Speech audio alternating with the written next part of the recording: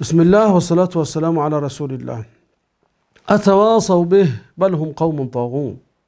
یعنی آیت میگوید که گویا که فرعون‌های گذشته به فرعون‌های آینده تا روز قیامت وصیت کرده باشند و به آنها راهنمایی کرده باشند که چگونه راه دین را پیش گیرد، چگونه به دین مقابلت کند، چه وسایل را اختراع کند تا اینکه مردم را از دین دور کند.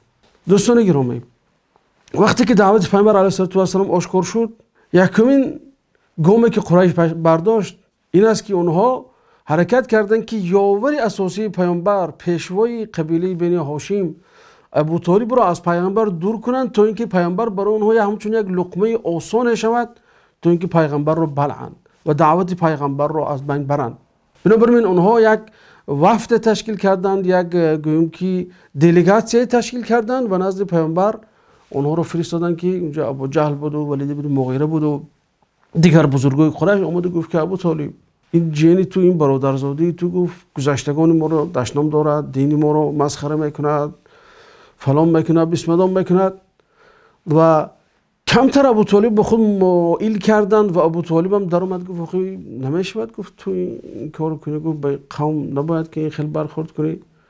پیامبر علیه السلام یک جواب استواری دادن، گفتن که اگر در دست راستی من آفتاب مانند، در دست چپ من مهتاب مانند، من از این راه هم گشتن نیستم. ابو طالب وقتی که اینکه بشنید دیگر گویم که نخوه قبیلگی، یک غرور قبیلوی بالا گرفت و نزد آنها برآمد گفت که من برای شما محمد را نمیسپارم، محمد را برای خودش گذارید، من وظیفه دارم همچون یک گویم که دستورالعمل داخلی قبیلوی یک فرد قبیله خودم حمایه کنم، خود در دین او باشم خود در دین او نباشم، من حتما از این محمد دفاع خواهم کرد و بنی هاشم همیشه در صف محمد خواهد بود، مؤمنشم کافرشم. اگر به سیره پیامبر علیه السلام نظر کنیم، کافرها به یک نقشه مستحکم پیش می رفتن.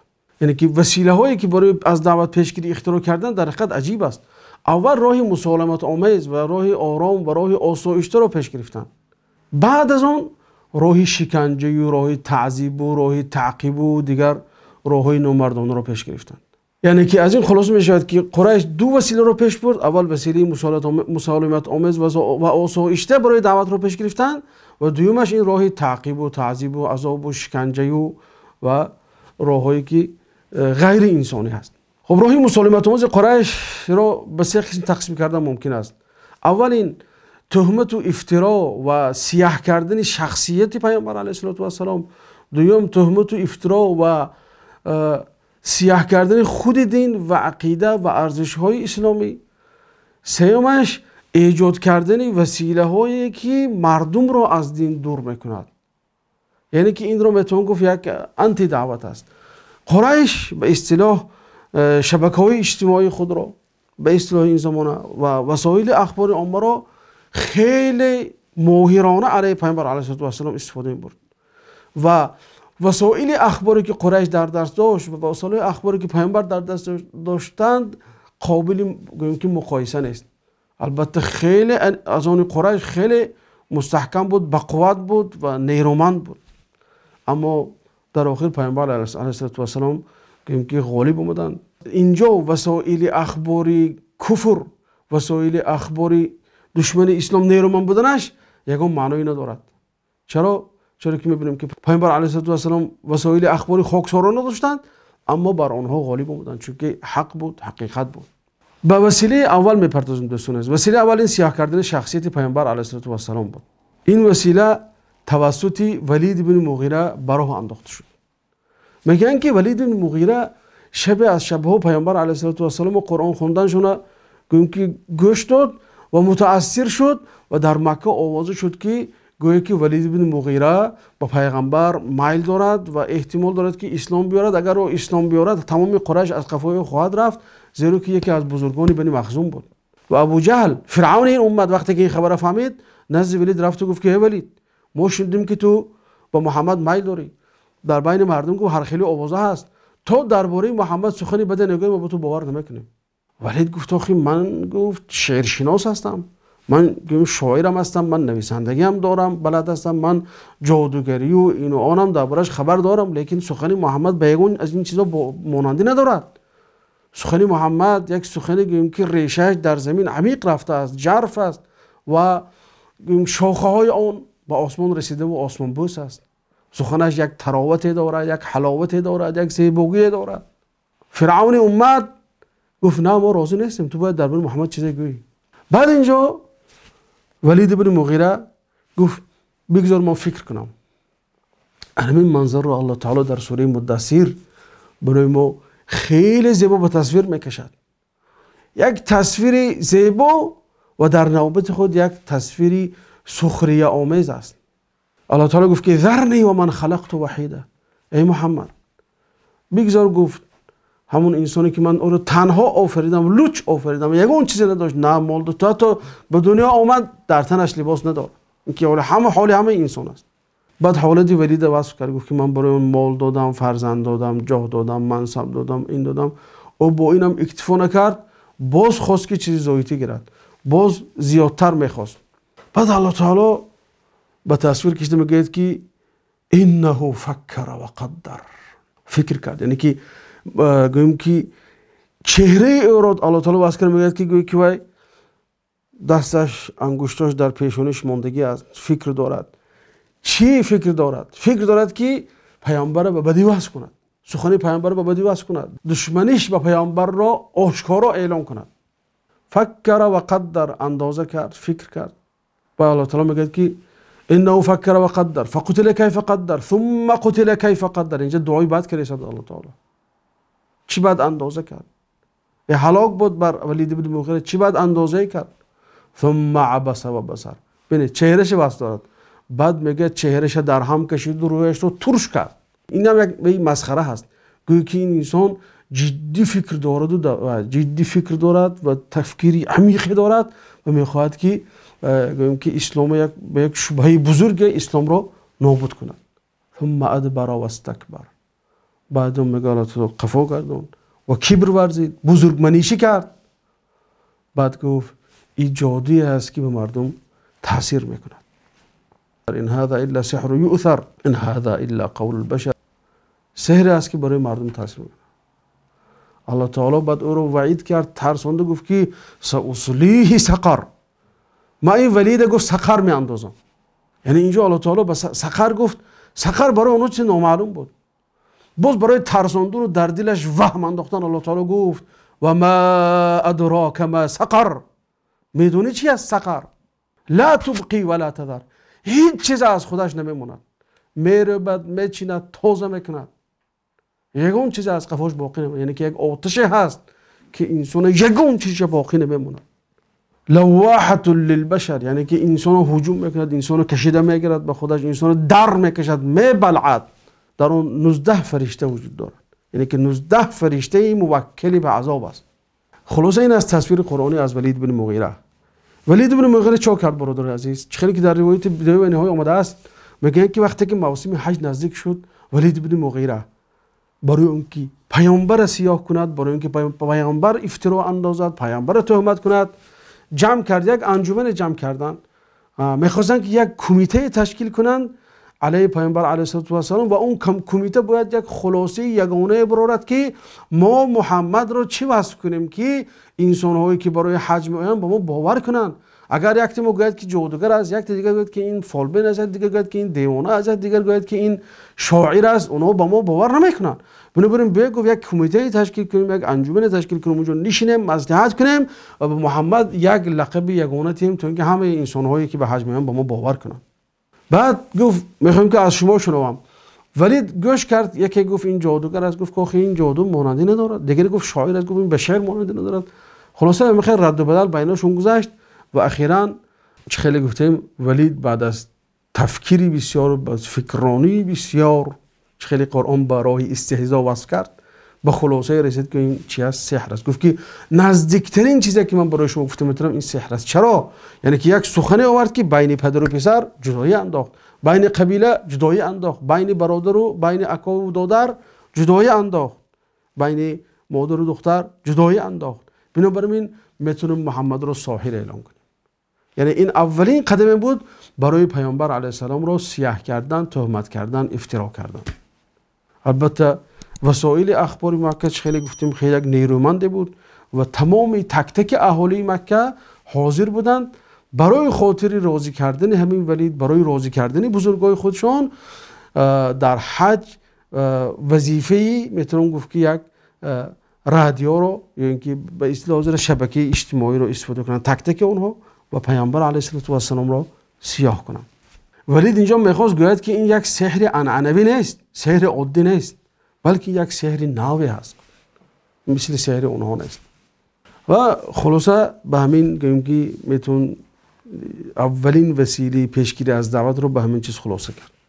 دومین وسیله دوست عزیز چه خیلی گفتیم، این سیاه کردن دعوت است، سیاه کردن اسلام است، سیاه کردن عقیده است، سیاه کردن قرآن است، سیاه کردن سرچشمه های دین است.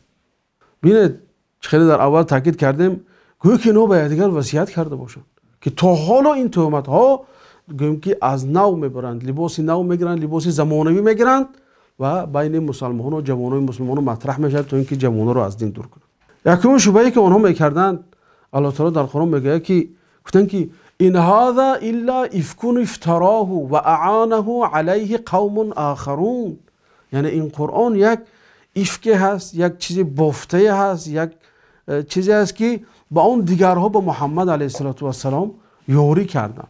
و اعانه علیه قوم آخرون، دیگر قوم ها، یعنی محمد رو خارجی ها این چیز القا میکردند.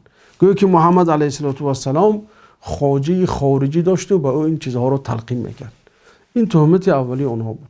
دوم گفتن که وقالوا اساطیر الاولین اکتتبها فهی تملی علیه بکرة و اصیلا، یعنی گفتن که این یک اسطوره است، یک میف است، یک افسانه است که پگاهی و بیگاهی برای محمد املا کرده میشد از طرف دیگرها، در حالی که میدونستن که محمد علیه السلام نه خواندن میتوند نه نوشتن میتوند، یک انسانی امی بود، یک انسانی که سواد خواندن و نوشتن نداشت.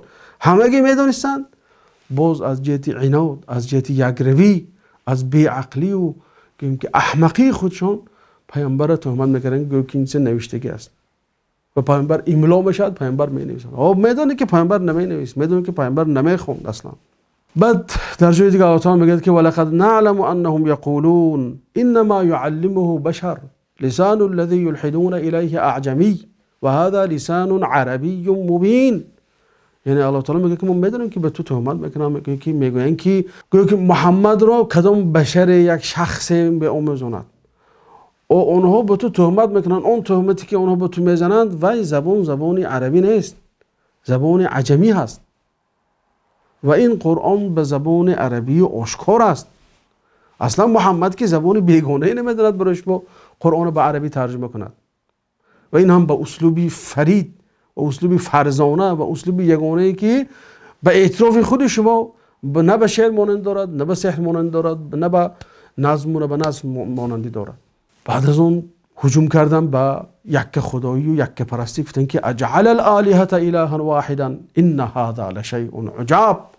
این محمد اینقدر خدا رو یک خدا کرد، بسیار چیز تعجب آور است. یعنی اونها رو یعنی که گویم که خداهای بسیار گرفت یک خدا کرد، میگه این چیز ممکن نیست، نمیشد که خدای بزرگ یک خدا کرد. این هم شبهه اونها بود. یا در مسئله بعث و زنده شدن هم شبهه آوردن، چه خیلی که در حلقه گفتیم که ابی بن خلف هم گفت که و ضرب لنا مثلا و نسی قال من یحیی العظام و هی رمیم، این استخوان‌های پوسیده رو که زنده میکنه. یعنی اونها هیچ وقت باور نمیکردن که انسان پس از مرگ زنده میشه. الله تعالی با راههای وسیله‌های گوناگون اونها رو اثبات کرده است که انسان از نو زنده خواهد شد. خلاصه همین بود، یعنی که در همه دور زمان برادر عزیز این اسلوب ها استفاده برده میشد. این که شک اندازی به شریعت، به اصول شریعت، به سرچشمه های شریعت بود و هست و خواهد بود تا روز قیامت. چون که خیلی گفتیم در حلقه گذشته انسان مبارزه حق و باطل تا روز قیامت دوام خواهد یافت. دعوا میکنن که اسلام است شخص شده است، اسلام دogma هست، اسلام این است، اسلام فقط خاص عربا است، این یک گویم که برای محیط قبیله‌ای طغر میگیرد، یعنی که مردم شهرنشین طغر میگیرد. میخوان شبهه ها میارن تو اینکه جوانان رو از دین دور کنن. و سومین وسیله برادر رو به این باید سخت جدی اهمیت داد. این وسیله هست که در طول عصرها استفاده برده برای اینکه مردم از دین دور کنند. این استفاده بردن بعضی چیزهای که لغو، بعضی چیزهای لهو، چیزهای بازی، رقص کنسرت، اصول، با همه اینا رو استفاده برن برای اینکه مردم از دین دور کنن.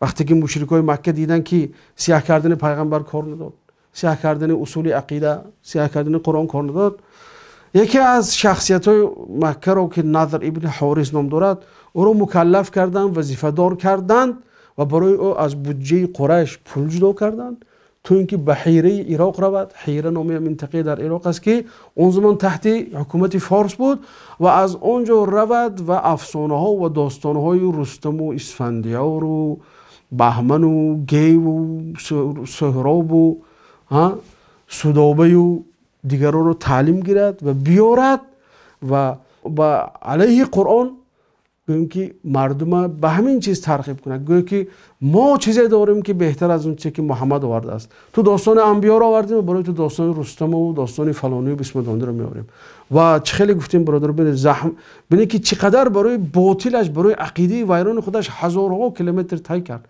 1400 کیلومتر رفت به حیره، پول صرف کرد، مکه گو بودجه جدا کردن برای اونها. و همین طور است همیشه دشمنان اسلام چه خیلی الله تعالی میگه که ان الذين كفروا ينفقون اموالهم ليصدوا عن سبيل الله، یعنی کافرها همیشه پول نفقه میکنن برای اینکه پیش روی دعوت گیرن، پیش روی اسلام بگیرن. ثم تكون عليهم حسرة، بعد از اون این چیز پول صرف کننش برای اون حسرت میشه. علاوه بر این ثم یغلبون، بعد اونها با مغلوب هم میشن، هم پولاشو بکو صرف میشد، هم حسرت و پشیمانی و ندامت میخورند، هم اونها مغلوب میشن. بین قریش هم عیناً همین کارو پیش برن.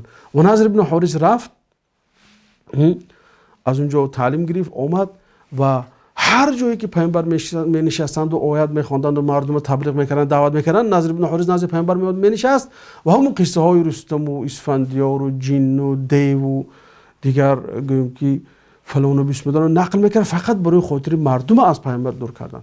وقتی که فقط همین کار راه گویم که همین راه کار نداد، دو یا یک چند نفر رقاصه ها رو جمع کرد و برای خاطر مردم رو بسیارتر جلب کردن رقاصه ها رو به رقص انداخت و یک کنسرت های بی پول تشکیل میکرد، گله کنسرت ها تشکیل میکرد تا اینکه مردم به همین وسیله از پیامبر علیه السلام دور کند، از قرآن دور کند، از دعوت دور کند.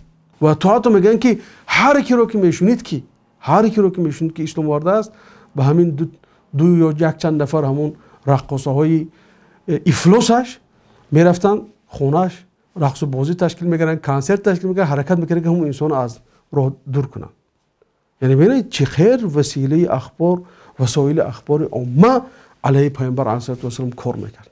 لیکن الحمدلله پیامبر که حق بودند، پیامبر که از طرف خدا یاری و کمک میشدند، همه اینها کاری کردن نتونست. نه پیامبر را سیاه کردن، نه دعوت را سیاه کردن، نه این با این گویم که کنسرتاشون و گله کنسرتاشون و با این تشکیل هایی که میکنند پیامبر علیه السلام و یاران پیامبر رو نتونستن که از دین دور کنن.